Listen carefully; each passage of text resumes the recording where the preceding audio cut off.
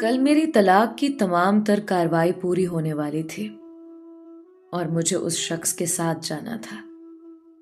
उस रात मैं घर से भाग गई थी, मगर वो बहुत असरो रसूख वाला बंदा था।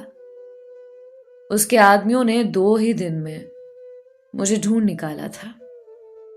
फिर उसने नफरत में आकर मुझे एक काल कोठरी नुमा कमरे में कैद कर दिया। वो एक घर था, आबादी से दूर, आसपास कोई घर ना था। 1-2 इंसान आते जाते दिख जाते। एक गवर्नमेंट का स्कूल था जो शायद सालों से बंद था। उस घर में सारा दिन मैं अकेली रहती। दम घुटता था मेरा। चीख चीख कर रोती, सर पटकती थी, मगर सुनने वाला कोई ना था। वो रोज रात को आता था और अपना मकसद पूरा करके सुख चला जाता। मुझसे अपने जूते उतरवाता, पैर धुलवाता, बाल नोचता, तशद्दुद करता था, क्योंकि मैंने भागकर उसकी झूठी अना को ललकारा था, जिसका बदला वो यूं मुझसे ले रहा था। खैर, मेरी आंख से अब आंसू ना गिरता। मैं पत्थर की सी हो गई थी। मुझे उसके ऐसे रवैये की आदत हो गई थी। 8 माह गुजर गए। उसके बाद उसने मुझे एक बाजारू औरत बना दिया। घर में मर्दों को बुलाता, अच्छे पैसे लेकर मुझे उनके सामने पेश करता। हजारों मर्द आ चुके थे यहां। अब तो मुझे मेरे वजूद से नफरत आती थी। यूं लगता मैं पैदा ही दूसरों की तफरीह के लिए हुई हूं। मेरा अपना कोई वजूद नहीं। मेरे जिस्म पर बहुत से दाने बन रहे थे, जिसकी वजह से मुझे बहुत तेज बुखार था।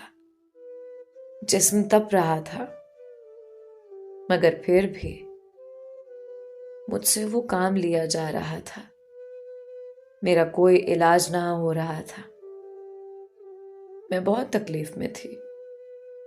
बिल्कुल जवान होकर भी खुद को एक बूढ़ी औरत महसूस करने लगी थी। यूं लगता जिस्म तो कब का दरिंदों ने नोच खाया, अब हड्डियां भी गल रही थी। दोपहर का वक्त था।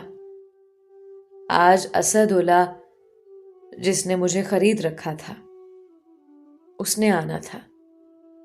उसको घर गंदा बिल्कुल पसंद ना था। तभी मैं घर के काम में मसरूफ थी। कपड़े धोकर ऊपर दीवार पर डाले थे, वो उठाने जा रही थी। मेरी तबीयत बिल्कुल ठीक नहीं थी। दानों में पस पड़ रही थी। कोई स्किन इन्फेक्शन हुआ था, जिसका इलाज ना करवाने पर वो बढ़ रहा था। कमजोरी से मुझे चक्कर आ गया। मैं गिर गई। नीम बेहोश थी। घर में कोई था ही नहीं जो मेरी मदद करता। मैं तेज धूप में वहीं ऊंधे मुंह गिरी रही। धूप मेरे जिस्म को झुलसा रही थी। मेरे बदन में जरा सी भी ताकत ना थी। उस पल महसूस हुआ शायद जान इस भारी वजूद के बोझ से आजाद हो रही है। ये ख्याल मेरे लबों पर मुस्कान ले आया। मेरी नजर के सामने अम्मी, अब्बू, बहन, भाई घूमने लगे। उनकी आवाजें कानों में पड़ने लगी थी। मगर मैं इतनी बदकिस्मत थी, मैं मरी नहीं। उस दिन भी बच गई थी। जब असदुल्ला को यह लगने लगा कि मैं उसके किसी काम की ना रही, तो उसने अपने एक खास आदमी को यह काम सौंपा कि मुझे किसी वीरान जगह पर ले जाकर कत्ल करते। रात का वक्त था। मैं सो रही थी। बुखार अब भी था कि अचानक शोर से मेरी आंख खुली तो सामने एक शख्स खड़ा था। उसने अपना चेहरा छुपा रखा था और मुझ पर गन तानी हुई थी। फिर मुझे बाजू से पकड़कर वो सहन में ले आया। मुझे घुटनों के बल बिठा दिया। मैंने उससे कोई सवाल ना किया, ना कोई खौफ आया मुझे। मैंने बस अपनी आंखें बंद कर ली। तुम्हें डर नहीं लगा? उसने सवाल किया, जिस पर मैंने नफी में सर को जुम्बिश दी और कहा, तुम तो मेरे मोहसिन हो, जो मुझे इस जहन्नम से निजात देने आ गए हो, वरना ये कमबख्त जान निकल ही नहीं रही।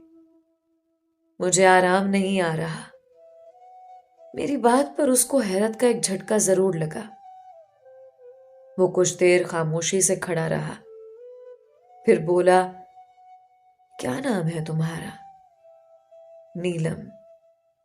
जिस पर वो लड़खड़ा सा गया और 2 कदम पीछे हुआ और गन एक तरफ रखकर रुख फेर कर खड़ा हो गया। मुझे ये बिल्कुल अच्छा ना लगा। मैं चाहती थी जल्दी वो मेरी रूह को आजाद करे। मैं उसके पैर पड़ने लगी कि मुझे मार दे। जब उसने ऐसा ना किया, तब मैंने कांपते हाथों के साथ उसकी गन उठा ली और अपने सर पर रखकर चला दी। मगर उसने बड़ी फुर्ती से गन का रुख ऊपर कर दिया। मुझे ऐसा लगा जैसे मेरे पैरों में जान न रही हो। मैं रोते रोते उसके कदमों में गिर गई। मेरी सजा को कम कर दो।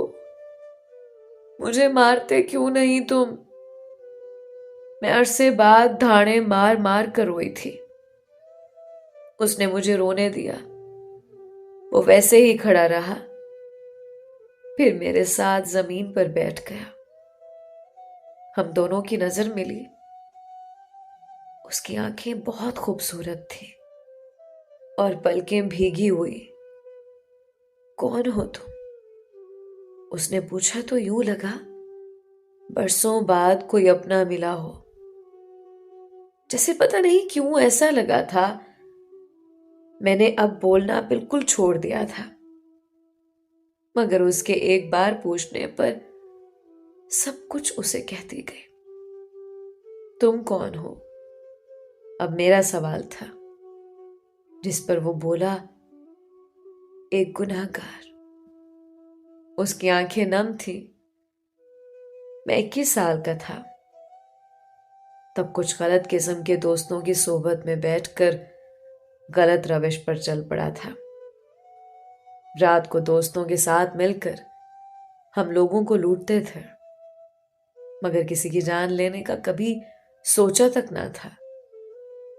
हम 3 भाई थे। मैं मंझला था। दोनों भाई काबिल और अच्छी नौकरी कर रहे थे। मैं हर वक्त वालिद के कोसने सुनता, मगर करता वही था जो मेरा दिल होता। वालिद साहब को जिस दिन पता चला कि मैं डाके मारता हूं, तो मुझे घर से निकाल दिया था। हमारी गांव में जमीनें थीं, लेकिन ताया मेरा हमारे हिस्से की भी कब्जा करना चाहता था। मुझे उसकी बेटी से मोहब्बत थी। कुछ अरसे बाद मेरे वालिद ने मुझे लालच दिया कि उसे मेरी शादी करवाएंगे अगर मैं ये काम छोड़ दूं। मैंने हामी भर ली। फिर मेरी शादी हो गई। तब मैं 23 साल का था। दिन हंसी खुशी गुजर रहे थे। मैंने हर बुरा फेल तर्क कर दिया था और एक नौकरी करने लगा था।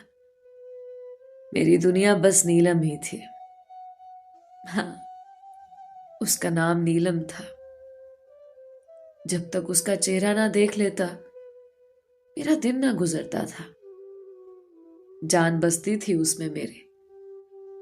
फिर जमीन पर हमारे झगड़े बढ़ने लगे। ताया नाहक हमारी भी जमीन पर कब्जा चाहता था। बात अदालत तक पहुंच गई। एक दिन ताया हमारे घर आकर जबरदस्ती नीलम को लेकर गए। मैं तब घर पर ना था, वरना मेरे रहते ये मुमकिन ना था। अदालत का फैसला ताया को यकीन था कि हमारे हक में होगा। तब ताया ने बड़ी चालाकी से नीलम को ले जाने के अगले ही दिन फोन करके कहा कि मेरे वालिद आकर नीलम को ले जाएं। वो गांव गए थे तो ताया ने